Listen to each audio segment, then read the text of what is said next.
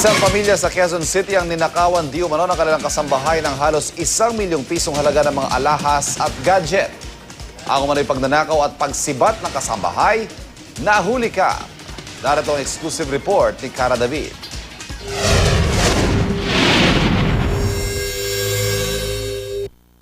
Huling-huli sa CCTV kung paanong kinalkal ng babaeng kasambahay na ito ang mga gamit sa pinapasukang bahay ng isang Filipino-Chinese sa Quezon City.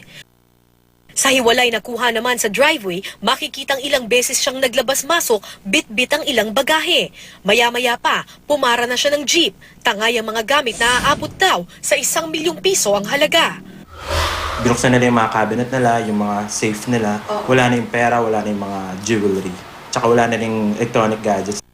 2 linggo pa lang daw na mamasukan at pinagkatiwalaan dahil kumpleto sa barangay certificate, sedula at endorsement form mula sa isang employment agency.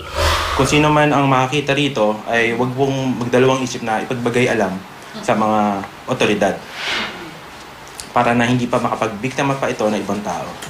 Sinadya na ng pulisya ang address ng employment agency pero natuklasang fly-by-night pala ito. Pagdating namin doon, yung ahensyang inakala namin ay hindi mo pagkakamalang ahensya. Kasi squatters area yung barong-barong, yung location nito.